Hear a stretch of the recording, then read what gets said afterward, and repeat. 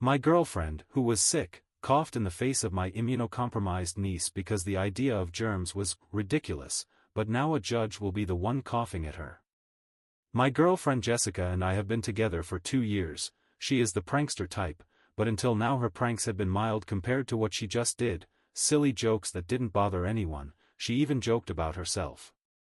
The situation involves my sister Kate and her 18-month-old daughter Claudia. Claudia was born with a heart condition that required surgery at 6 months old. Her immune system is still developing, and Kate has to be extremely careful about exposing her to germs. Even a simple cold could send her to the hospital. Kate lives about 3 hours away, so we don't visit often. When we do, Kate has basic rules: wash hands, don't visit if you're sick, and keep the house clean. Jessica has always complained about these rules, saying Kate is dramatic and overprotective. 2 weeks ago Jessica started feeling sick with what seemed like the flu. She was coughing, had body aches, and a low fever. I told her we should cancel our visit to Kate's house that weekend, but Jessica insisted she was improving and didn't want to disappoint anyone. The day before we left, she seemed much better, didn't have a fever anymore, and said the cough was just lingering. She promised she would wear a mask around Claudia, one of my sister's rules, and keep her distance. I believed her because I wanted to see my niece, and Kate said it was fine as long as she no longer had symptoms. When we arrived Saturday morning, Jessica went straight to Claudia's playpen in the living room. Kate stepped in and reminded her to wear a mask and keep her distance. Jessica nodded and put it on. But then she did what brings me here. Jessica picked Claudia up without permission. Kate told her to put her down because she was still coughing occasionally. Jessica took off the mask, held Claudia close to her face, and coughed directly on her, then started laughing and said it was just a joke to prove that everyone was being too paranoid about germs. She insisted she had been pretending to be sick the whole time to see how Kate would react. Kate snatched Claudia from her arms and told us to leave immediately. She was shaking and checking Claudia's breathing. I tried to apologize and explained I had no idea Jessica planned this, but Kate didn't want to hear it. She said to leave before she called the police. On the drive back Jessica kept insisting that everyone was overreacting. She said babies are always exposed to germs and that Kate was creating a sterile bubble that would actually harm Claudia's development. I didn't talk much because I was driving and didn't want to crash if I got too angry. Sunday night Kate called me crying. Claudia had developed a cough and was struggling to breathe. They took her to the ER, and the doctors admitted her because her oxygen levels were dropping. Claudia spent 5 days in the hospital on oxygen.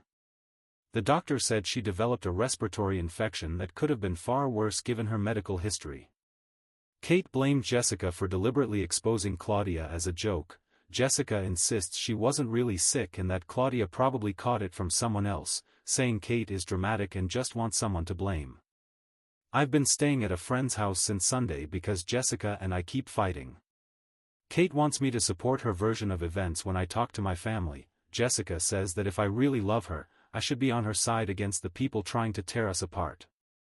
Kate won't speak to me. My parents are furious and want Jessica excluded from family events. Jessica's parents called mine complaining that she's being used as a scapegoat for something that wasn't her fault. Jessica has been texting me all week saying she's sorry Claudia got sick but it wasn't her fault. She says she'll never joke with Claudia again if that makes everyone feel better. She also says she's willing to apologize to Kate if it will fix things. But I can't let this go. This wasn't a simple prank.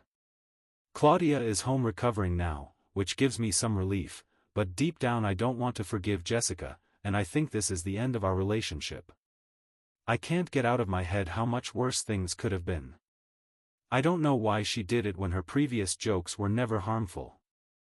Update 1. I thought I should give an update because many people asked what happened after my original post.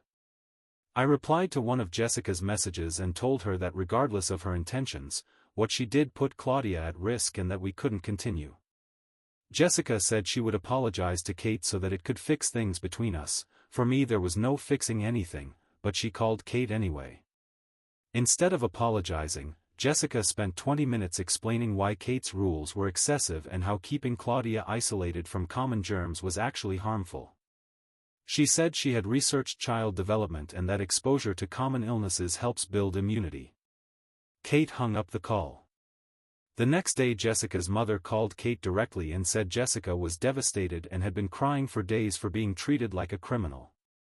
That call revealed something I didn't know. Jessica had been reading social media posts from Kate's friends who are also young mothers, learning about their methods to protect their kids from illness, and thought Kate was being influenced by online parenting groups that promote excessive caution. Kate told me about that call and we both came to the conclusion that Jessica had been very preoccupied with our family's medical situation. From what I knew, she had been researching Claudia's condition and forming opinions on how Kate should handle it. I decided to check Jessica's browsing history on our shared laptop, and what I found disturbed me. She had been looking up information about immunocompromised children, visiting forums where parents discuss how to protect medically fragile kids. Some of her search terms included things like overprotective parents, sick children, and building immunity in babies. When I confronted Jessica about these searches, she said she was just trying to understand the situation better. She said she thought that if she could prove that being mildly sick wasn't dangerous, it would help Kate relax and enjoy family visits more. I asked her directly if she had planned all of this. She admitted she had thought about doing something to show that Kate's concerns were excessive, but said she never intended to hurt anyone. She had deliberately planned to expose Claudia to whatever she had to prove a point about parenting. I told Jessica she needed to give me and my family space because what she did was too much to forgive. I also told her I would stay at a friend's place until I could find somewhere else to live and come back for the rest of my things. Jessica still messages me and asks for forgiveness. But she also accuses me of blowing this up into something much bigger than it is. I haven't responded beyond telling her not to bother my family anymore. My parents want to meet with me this weekend to talk about the situation, but Kate told me that even if Jessica wasn't the direct cause of Claudia's illness, the fact that she was willing to take that risk as a joke tells her everything she needs to know about Jessica's character, and I think she's right, which is why I'm letting Jessica go. Update 2. I met with my parents the weekend after my last post. When Kate took Claudia to the ER, she mentioned the incident with Jessica. The hospital documented it in Claudia's file and reported it to Child Protective Services as a possible case of intentional exposure to illness. A social worker contacted Kate the following week to interview the family and determine whether Claudia was at risk of future harm. Kate had to explain the entire situation and present medical records proving Claudia's vulnerability. The social worker told Kate that deliberately coughing on a medically fragile child, even as a joke, constitutes child endangerment under state law. She said that although they wouldn't pursue charges at this time, the incident would remain on record. Jessica somehow found out about this report in which her attack is now documented. Maybe Kate wrote to her, I don't know, so she texted me again because she was furious at Kate for reporting the incident at the hospital. She said Kate just wanted to see her life ruined and accused Kate of making her look like a monster, though my answer was that her own actions made her look like one. My friend group and community are small, so everyone knows everyone. For example, the sister of the friend I'm staying with dated Jessica's ex-boyfriend, and although I only knew him from seeing him around, I had no relationship with him, but I still reached out to him. I don't think Jessica just made one mistake. There was an incident that ended their relationship that involved Derek's grandmother, who was recovering from a stroke and had trouble walking. Jessica thought it would be funny to rearrange the living room furniture to see if the grandmother noticed. The grandmother fell and fractured her ribs because she couldn't orient herself with the new layout. Jessica excused it by saying it wasn't a big deal and that something like that could help exercise her memory. After talking to Derek, I messaged Jessica telling her everything I had learned about her. Jessica's response was to accuse me of going behind her back and trying to make her look worse than she was just because I was a paranoid person like my sister. She also tried to make it seem like Derek was probably lying or exaggerating because he was bitter about the breakup. She called me toxic and a failed excuse of a man because I was digging into her past to make her look bad. Everything she said sounded more disturbing each time because there wasn't even a trace of remorse. Nothing she had done was that bad, according to her, and everyone else was overreacting. So I told her not to contact my family again and that I would soon pick up my things to end our connection officially. The relationship was already over, but I didn't want any further contact of any kind. I'll probably store my things somewhere until I can find something permanent. But if you think Jessica was done with me, you're wrong, because that same afternoon she showed up at my friend's apartment building. She stayed outside the door for over an hour asking me to reconsider. I wasn't there, so my friend had to threaten to call the police because she wouldn't leave until I appeared. Since then she has been calling and messaging both me and my relatives. Kate wants to know if there's anything she can do to fix the situation. My parents have already blocked her number. Kate refuses to have any contact with her. I haven't been able to block her yet because I still have to coordinate picking up my things, which I think will be difficult because she still has hopes for this relationship. My friend has offered to get my things for me, but I don't want to put him in that situation either. Update 3. Hi, I'm writing this update from my new apartment. I moved out of my friend's place last month. There's a lot to tell, but first, I was able to retrieve my things without much trouble. My friend and I went on a day we hoped she wouldn't be home, and luckily the key still worked. We managed to take my things without her knowing.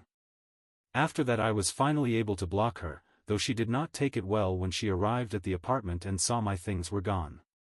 She called my workplace twice asking to speak to me, but no one put the calls through because they knew what was happening. The worst part was what she started doing to my family. She created a fake social media account and began commenting on Kate's posts about Claudia's development. She left horrible comments just to attack my sister. Kate didn't realize the comments were from Jessica until she said something only Jessica would say, and that's when we connected the dots that it wasn't some random person but my ex Jessica. She also started calling my parents' house and hanging up when they answered. This went on for weeks until my dad changed his phone number. The harassment isn't as intense against me now, but I've been trying to get my parents or my sister to file a report against her. We've even been discussing filing assault charges against Jessica for what she did to my niece.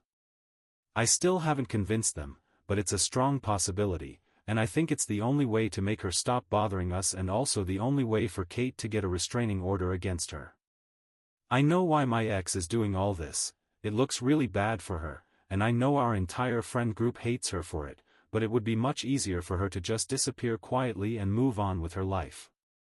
I know Kate has bigger concerns now, like her daughter's health, than taking legal action, but I'm willing to help her and so are my parents, to put an end to this. I feel guilty because she was my girlfriend and I brought her into the family, so I want to do this for Kate.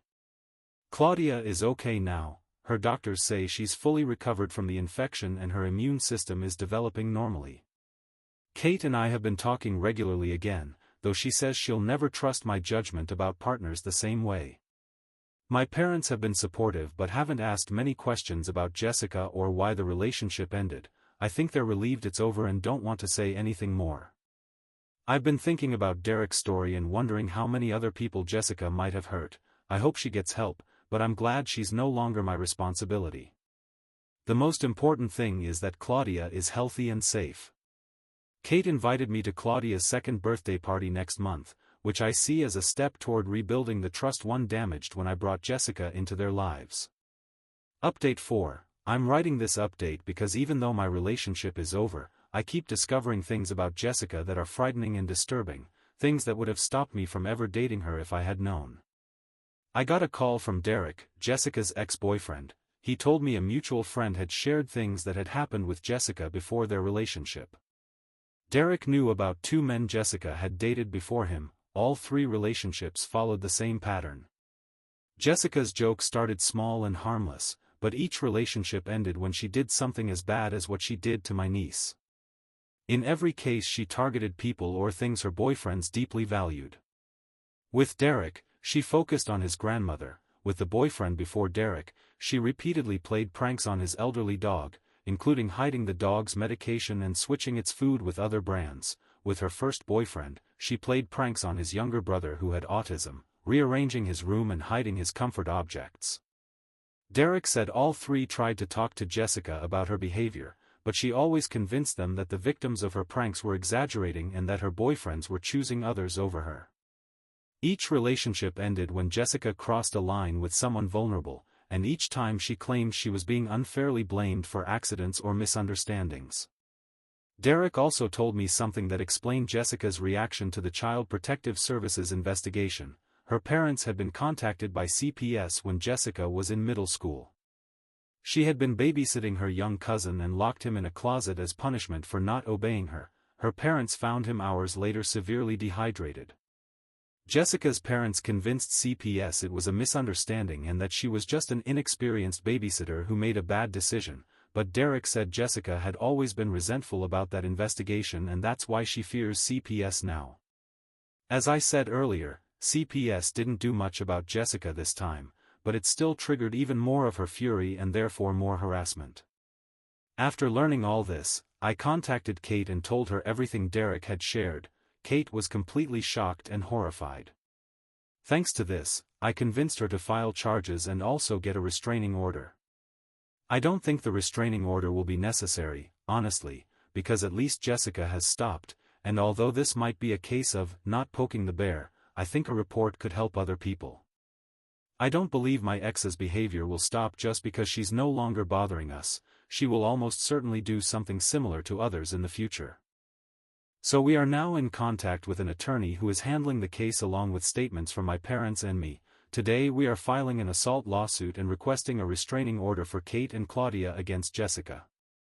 Claudia is now a little over 2 years old, her immune system has strengthened significantly, and Kate feels more comfortable with normal social activities. My niece started attending a small daycare program last month, which has been positive for both of them.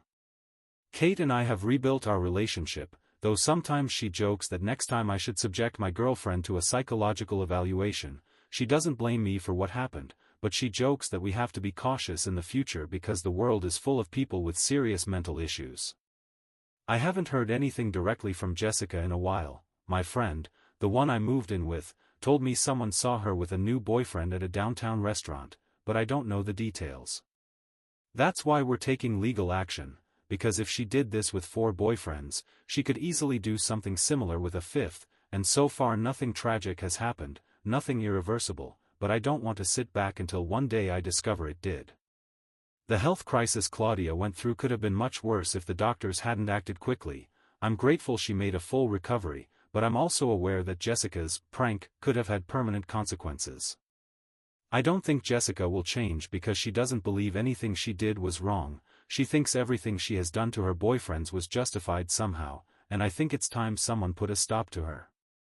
Update 5. I hope this is my final update because that would mean Jessica hasn't done anything else harmful. It might also be that I never find out because I won't be following her life, but I hope the legal consequences have created enough motivation for her, or at least for her parents, to do something to contain her.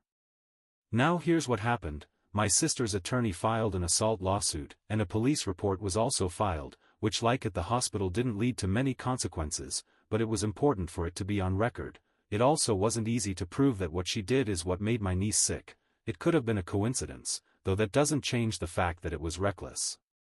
A restraining order was also requested so she couldn't contact Kate or my niece. That made Jessica start bothering my parents and me, which I didn't care about as long as she left Kate alone. Either way, the attorney filed a cease and desist order that could turn into a restraining order for my parents and me as well, and then into more legal trouble in the lawsuit, that made Jessica stop immediately. The lawsuit went on for a while with some mediation sessions that Jessica refused to accept. The reason was that aside from financial compensation, which I'll get to later, we also wanted her to sign an agreement committing to seek some form of professional help for her issues. That was the most important thing for us. The financial compensation had no real value for Kate, it was only meant as punishment. But since my ex didn't want to accept she had done anything wrong, we had to go to trial. There, not only did a judge order her to pay monetary compensation, the amount isn't relevant, but he also required her to seek professional help and notify the court about her sessions. If she didn't comply, she would receive further financial penalties, fines of $1,000 for failing to attend regularly. And I think her parents will make sure she follows through because they accompanied her to the hearings and even apologized to Kate for their daughter's behavior. All we care about is that she gets some form of treatment so she doesn't do something similar again, to us or anyone else. Speaking of that, her new boyfriend left her. Derek, her ex, contacted him in the middle of the lawsuit because he suspected Jessica wasn't telling him the whole story. If he had known, he would have run the moment he understood what was happening, and he was right because the guy didn't know anything about the lawsuit. As expected, he was still in the phase where the pranks were completely harmless, like hiding a sock or little things like that. He was very grateful to Derek because he believes Derek saved him from something worse. He even thought he might have ended up as the boyfriend whose luck finally ran out and that whatever Jessica did could have been permanent. I think my story has had a happy ending, but only by sheer luck. She could have caused something terrible to any of her 5 boyfriends. Let's hope that's not what happens in the future.